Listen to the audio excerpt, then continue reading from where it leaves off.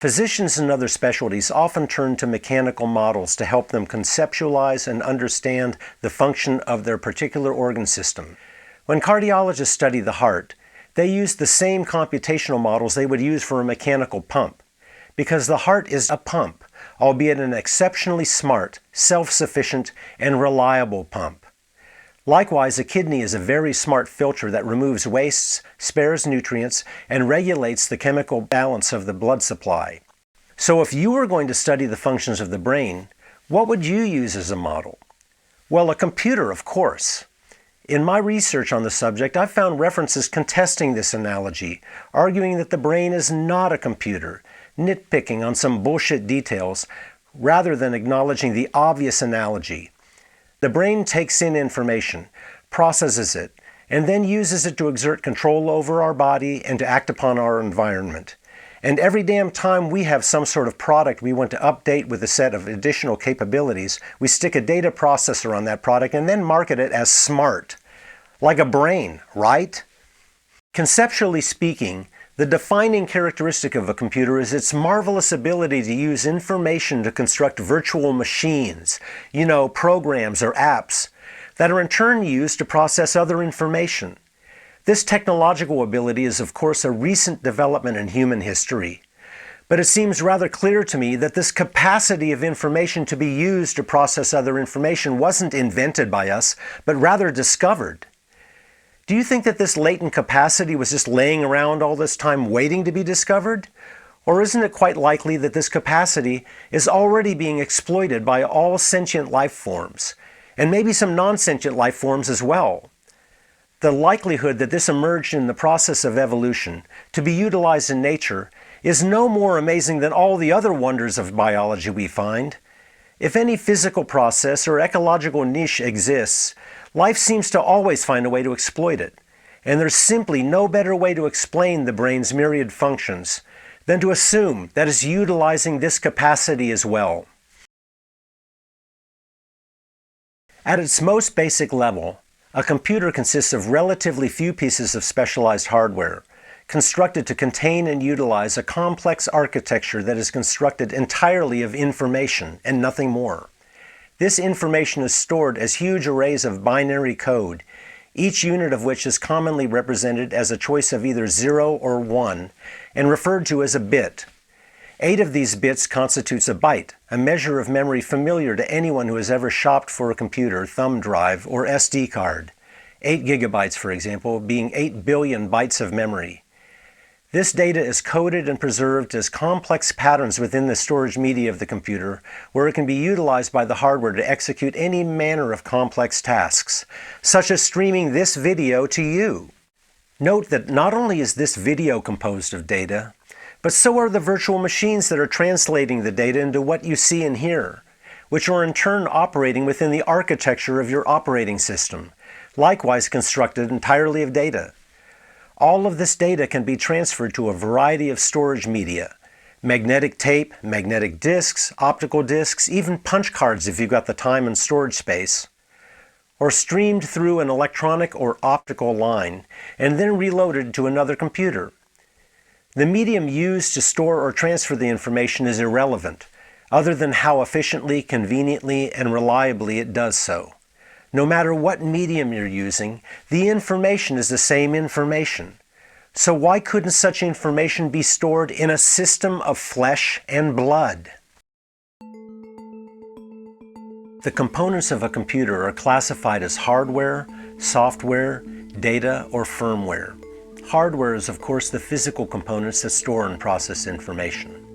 Firmware refers to certain hardware that is encoded with a fixed set of software, most often used to perform the basic operational tasks of the computer. Data refers to the information that is there to be processed or has already been processed. Software is the information that has been used to construct virtual machines that perform any number of complex operations. The location of analogous components can be roughly identified within the brain. There is the organic hardware of the brain at large.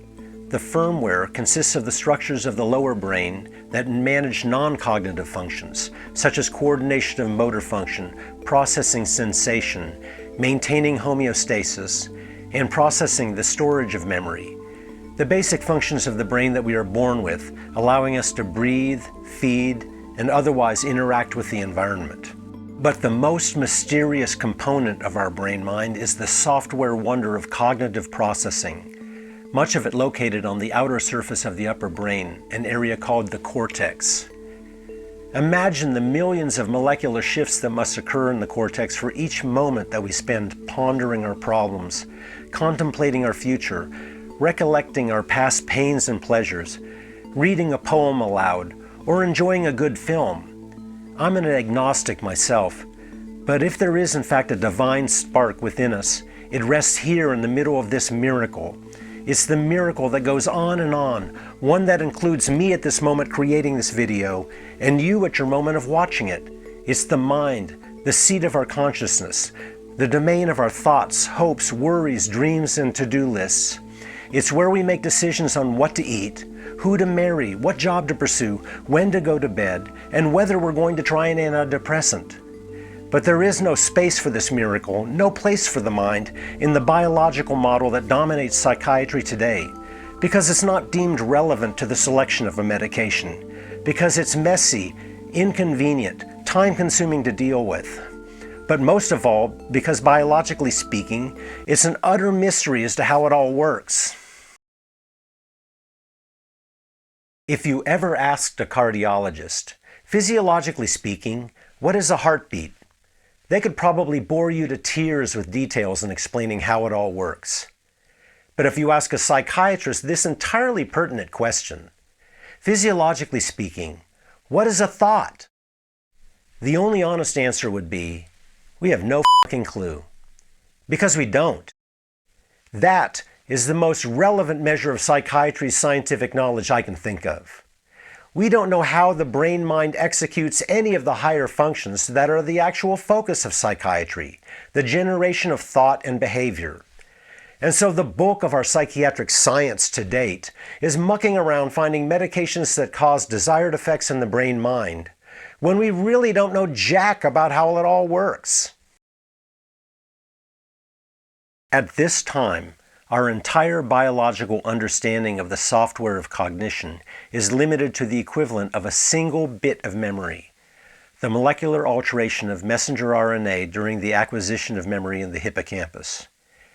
Take a look at this video made by researchers at Einstein University in 2014.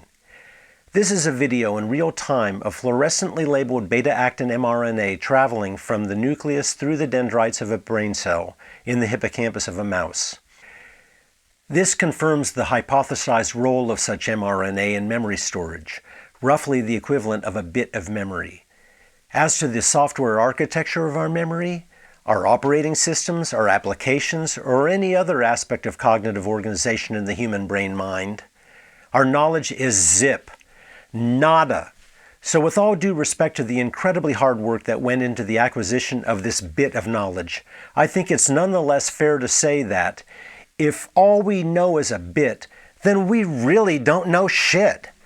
The involvement of mRNA, short for messenger RNA, in the storage of memory is in fact supportive of my proposal that the nature of thought could be based on digital information. Because mRNA's primary biological function is the translation and resultant expression of the genetic data of DNA, which holds the entire genetic blueprint of the organism in a code constructed of 4 different nucleotides, a coding system that is quaternary rather than binary like the code in computers.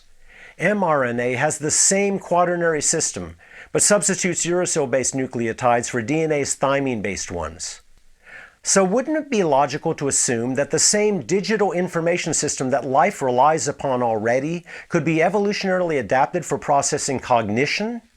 If you don't think so, then please, come up with a more credible hypothesis. Our personal software system, all our cumulative thoughts and feelings, our cognitive identity, has a collective name, you know. It's the psyche, defined as the human soul, mind, or spirit.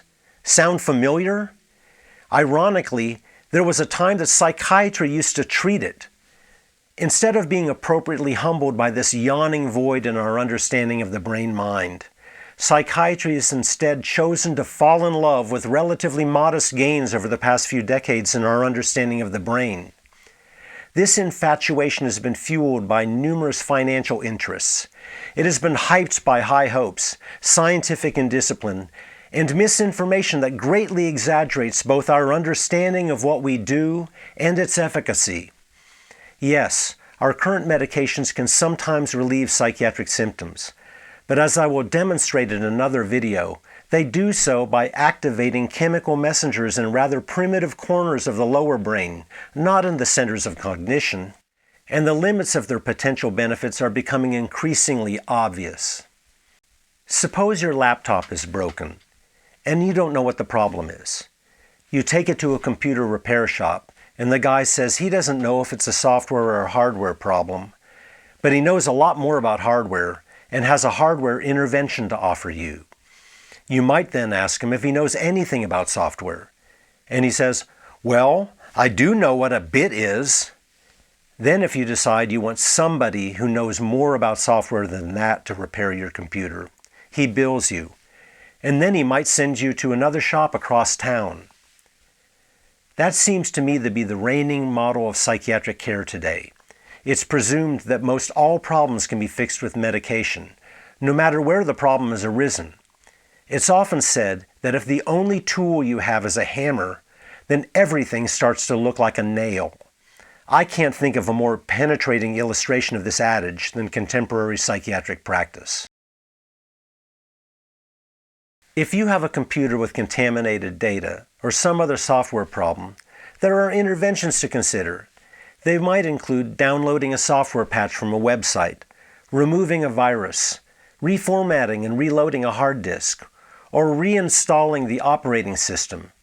In short, we solve these problems by modifying the information on the computer. So how do we modify the software of our brain-mind?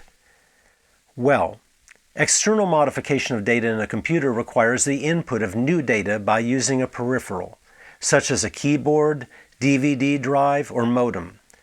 Our brain-mind has peripherals as well, such as the eyes, ears, and other organs of sensation, all of which provide input from the environment. Have you ever read a book or had a conversation that had a profound effect on how you perceive your life? Have you ever seen a movie that changed how you felt about its subject matter? Is there a certain song that triggers certain thoughts, feelings, or memories? All these examples demonstrate the psychic power of external information, most clearly demonstrated by the onslaught of negative information that floods the sensations of someone who experiences a major traumatic event. Enough information to sadly change one's mind and life forever.